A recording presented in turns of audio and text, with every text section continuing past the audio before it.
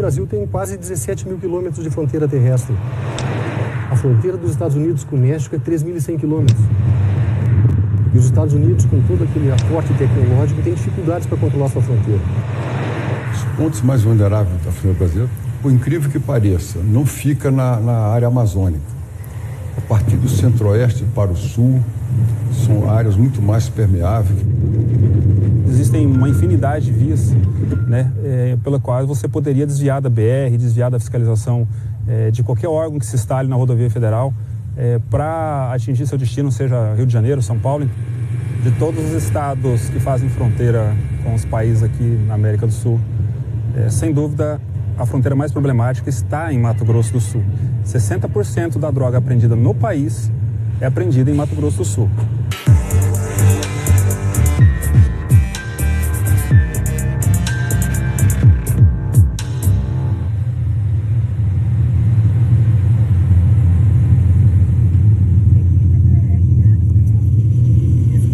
A minha primeira lotação, eu trabalhei em Corumbá, que também é uma outra região de fronteira. Fronteira com a Bolívia, né? Mato Grosso do Sul faz fronteira com o Paraguai e com a Bolívia.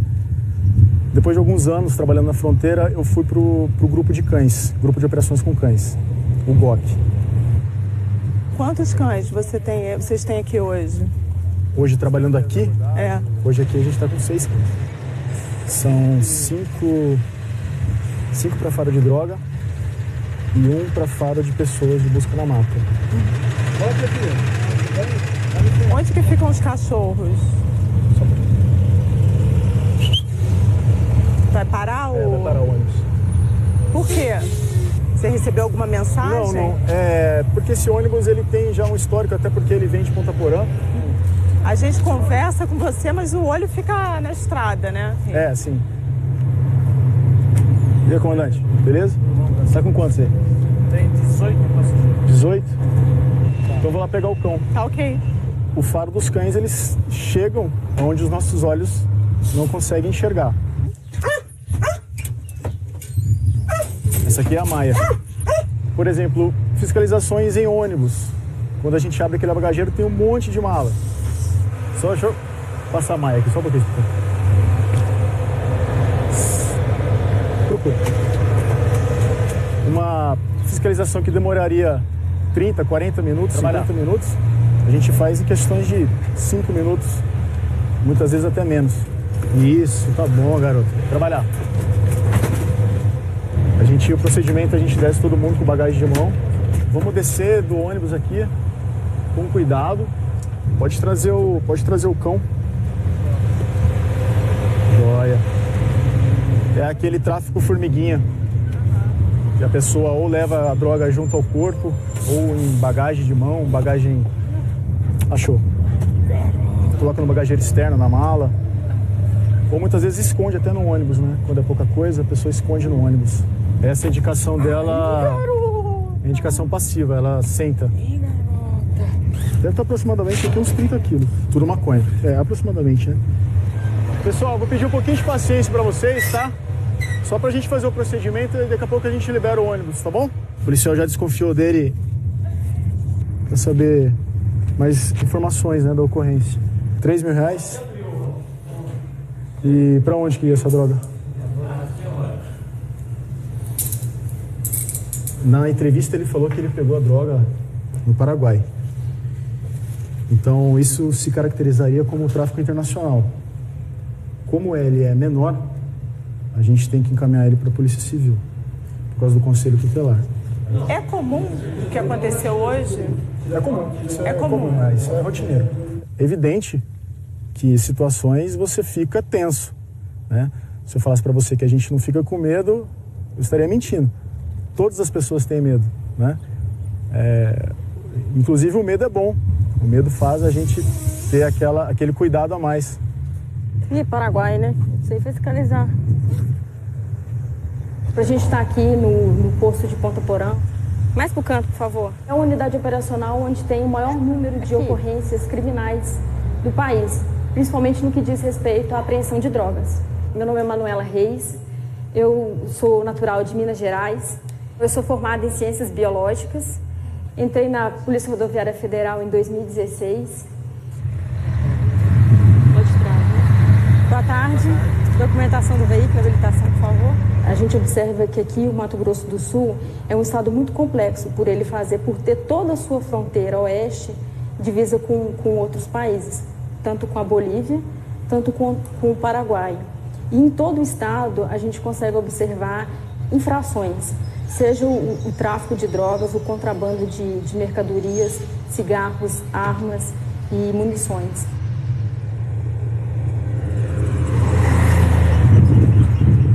60% da droga apreendida no país é apreendida em Mato Grosso do Sul. E do estado de Mato Grosso do Sul, o posto que mais apreende droga é esse aqui de Ponta Porã.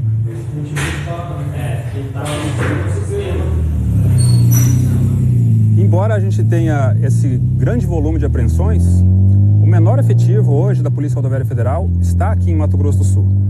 Para fazer esse trabalho, a gente se utiliza de algumas ferramentas de tecnologia, principalmente a expertise do nosso policial. Está sem bagagem. Um posto policial desse na fronteira, que é o último posto, né, antes de chegar no Paraguai, ele conta com uma média de escala de 3 policiais por plantão. Né? Hoje o que nós temos aqui, esse efetivo maior, ele é fruto da Operação Égide, que envolve Rio de Janeiro e Mato Grosso do Sul. Eu passei a Maia embaixo. Só em 2017, a Polícia Rodoviária Federal apreendeu aqui em Mato Grosso do Sul 200 toneladas de maconha, o que seria suficiente para encher 7 carretas. 7 carretas como essa que está passando aí agora, por exemplo? Essa ainda é um bitrem, daria umas 6 carretas como essa aí. Umas 6 carretas, imaginar 6 carretas como essa aqui, carregadas de maconha, foi o volume apreendido pela Polícia Rodoviária Federal em Mato Grosso do Sul, no desenvolver do trabalho durante o ano de 2017. A facilidade em produzir a maconha no Paraguai e distribuir para o Brasil, usando Ponta Porã como porta de entrada, transformou a região num lugar muito disputado pelos traficantes. Eu nasci em São Paulo, sou paulistano, e aí eu tive essa proposta de vir aqui para Mato Grosso do Sul, para a região de fronteira. A fronteira, para quem é de fora, é um ambiente hostil. Você tem medo de ser repórter da fronteira? Nenhum. Nunca tive medo, mas eu sempre soube os meus limites. É uma violência completamente diferente do que a gente vive nos centros urbanos. Não é uma violência urbana. É violento, mas não é como a gente está acostumado nos grandes centros. Você sabe que quem vai morrer tem nome e sobrenome. A situação que mais me assustou foi a morte do Rafat, né, do traficante que comandava o tráfico na região. Eu estava no Paraguai, no dia que mataram ele, a 2 quadras. E de repente a gente escuta um bum, bum, bum. Porque o barulho era ensurdecedor, era praticamente uma guerra. E foram aí pelo menos umas 2, 3 horas de tiroteio durante a cidade nessa noite. O Paraguai e a Bolívia são países por onde ingressam muitas armas, até porque no Paraguai existe uma grande liberdade de circulação de armas para a própria população. Eles não têm leis restritivas para que a sua população tenha arma de fogo. Então isso facilita muito com que o criminoso ele venha ao Paraguai, faça aquisição desses produtos e desloque com esse produto desloque esse armamento até o Rio de Janeiro, até São Paulo. É claro que muitos dos traficantes, muitas das pessoas que ingressam no mundo do crime, seja para trazer cigarros contrabandeados, armas, drogas, eles não passam aqui bonitinho na frente do posto e nas rodovias, eles se utilizam das estradas vicinais, que a gente chama de cabriteiras. Essas cabriteiras, elas são diariamente utilizadas por essas pessoas para levar armas e drogas aos grandes centros, especialmente Rio de Janeiro e São Paulo. O crime, ele é muito dinâmico, né? Ele se adapta diariamente, muda a sua forma de praticar esse crime na fronteira e levar seus ilícitos. Para onde você vai levar isso aí? Eu vendo, amigo. Tem umas motosserras ali, tá aí legal, entendeu? A gente vai ver o que vai fazer agora. Motosserra. Agora, de uns 5 anos para cá, 4 anos eu diria, o cavalo doido é uma modalidade que entrou em operação. Ele vai perder o controle. O criminoso, ele furta uma caminhonete, rouba uma caminhonete, um veículo de maior potência, né? Vai até o Paraguai, enche esse veículo com meia tonelada ou 1 tonelada ou mais até, e ele vem para passar. Mesmo que o policial faça abordagem, ele vai acelerar, vai jogar o carro para cima e vai tentar fugir. Muitas vezes, né, nós conseguimos pegar essa pessoa, né, Conseguimos alcançar e fazer a prisão, a apreensão. Mas é uma modalidade que dá bastante trabalho, inclusive coloca em risco as pessoas que estão circulando na rodovia. Com uma fronteira complexa, como nós vimos aqui, as apreensões são pontuais. Nós precisamos de um trabalho de inteligência para chegarmos no local certo e no momento certo para fazermos a apreensão. É uma fronteira complexa porque envolve regiões fisiográficas diferentes. Nós temos floresta amazônica, nós temos o Pantanal, temos uma região bem vivificada ao sul. Né? E essas diferenças nos trazem algumas servidões, algumas imposições. É material diferente para operar, técnicas diferentes de operação, preparo diferente do pessoal. Quando nós estamos fazendo essas operações na fronteira, barrando a fronteira, estabelecendo postos fluviais de bloqueio, postos terrestres de bloqueio, o que não passa também é sucesso para nós. Nós somos encarregados do projeto piloto do CISFRON, projeto para sensoriamento e monitoramento de fronteiras. Foi concebido em 2012 e a previsão inicial era que seu término, ele teria duração de 10 anos, seu término em 2021. Por conta de restrições orçamentárias, o Exército se viu obrigado a rever suas metas e o CISFRON foi postergado para 2035.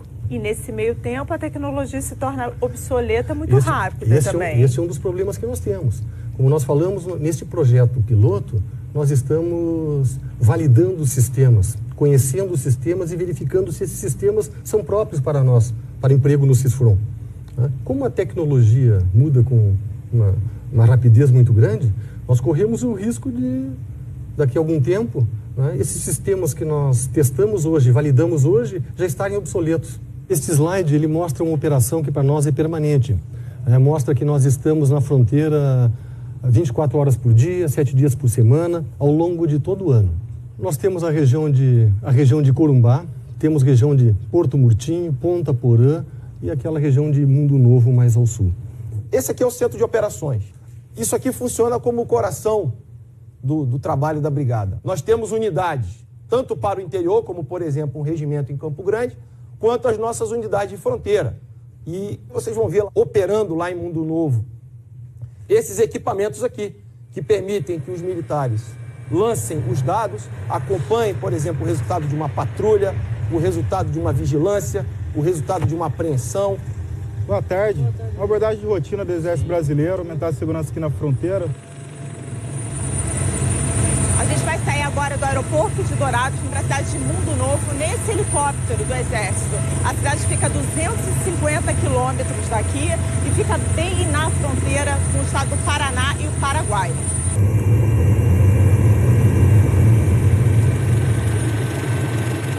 Boa tarde, tudo bem, Roberto? Tudo bem. Tudo jóia. Seja bem-vinda ao Exército Brasileiro presente aqui na fronteira. Agora vocês vão acompanhar uma patrulha mecanizada na fronteira entre o Brasil e o Paraguai. São 37 homens. Este pelotão está a comando do Tenente Rodrigues. A gente vai sair daqui cerca de 4 quilômetros aqui do nosso destacamento. Inicia-se a fronteira. Nós vamos pegar a linha internacional. Cerca de 15 quilômetros na fronteira, vamos fazer uma patrulha verificando qualquer ilícito que possa estar acontecendo. É uma área em que a nossa presença é fundamental, nossa e de todos os órgãos de segurança pública. Boa missão e aguardo aí um retorno sem alteração e com a missão cumprida. Obrigado, comandante. Obrigada, tá? Até logo. Obrigada. Boa missão. Até já. Essa é a BR-163, vai do Rio Grande do Sul até o Pará. O simples fato de sair do portão para fora, a gente já passa ali uma situação de perigo. E a gente observa que todo esse itinerário a pessoa pode usar para ir do Paraguai para o Brasil sem passar pela Receita Federal.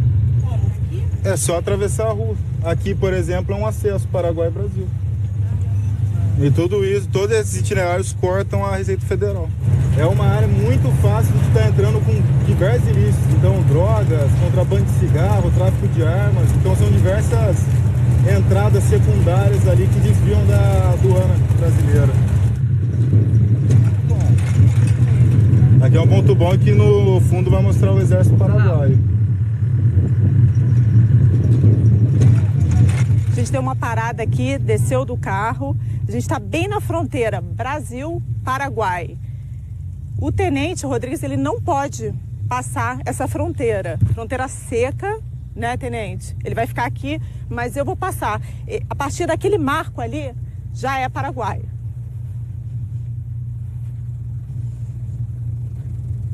A gente vê a facilidade e muito do que eles comentam com a gente, os militares e policiais que trabalham aqui na região da fronteira, a facilidade de se atravessar.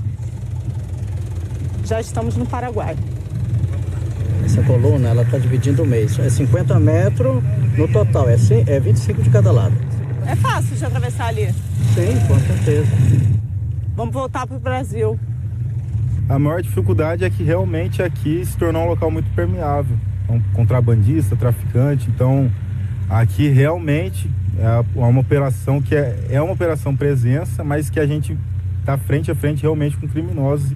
É uma área em que o problema do narcotráfico é muito grande. Então nós não queremos que o nosso pessoal fique permanentemente na área. É o problema por possibilidade de contaminação do pessoal por parte do narcotráfico. Então, 30 dias, pela nossa percepção aí, é o tempo ideal de permanência deles na área.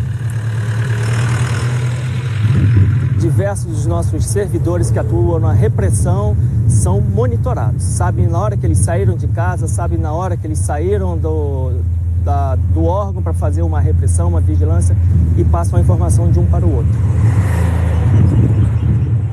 Aqui, nessa região,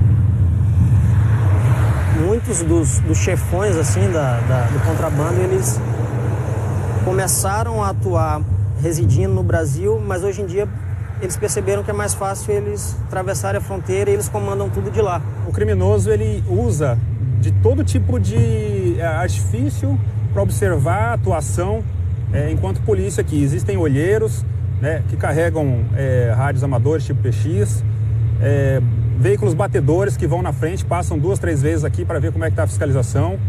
É um verdadeiro jogo de gato e rato, né, do qual a gente às vezes tem que fingir que está morto para esperar eles passarem e fazer a abordagem. A gente não conta com o efetivo que a gente gostaria de ter, a ausência de ferramentas de investigação, equipamentos de ponta, né, para a gente realizar a investigação. A Polícia Federal trabalha mais com a repressão da criminalidade depois que ela ocorreu.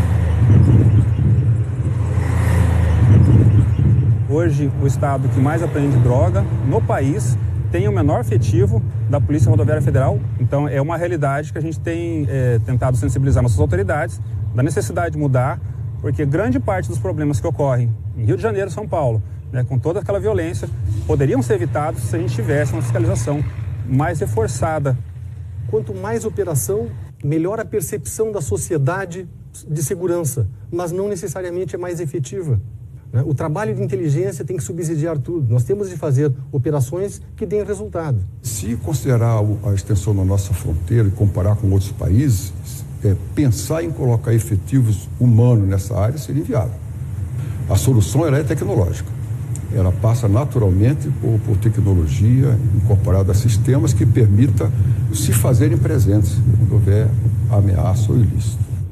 Cenário ideal era nós termos condições de trabalhar com todas as agências envolvidas pelo combate aos ilícitos na região de fronteira, nós trabalharmos uma agência potencializar o trabalho da outra, haver sinergia entre os órgãos, todas as agências com suas capacidades máximas.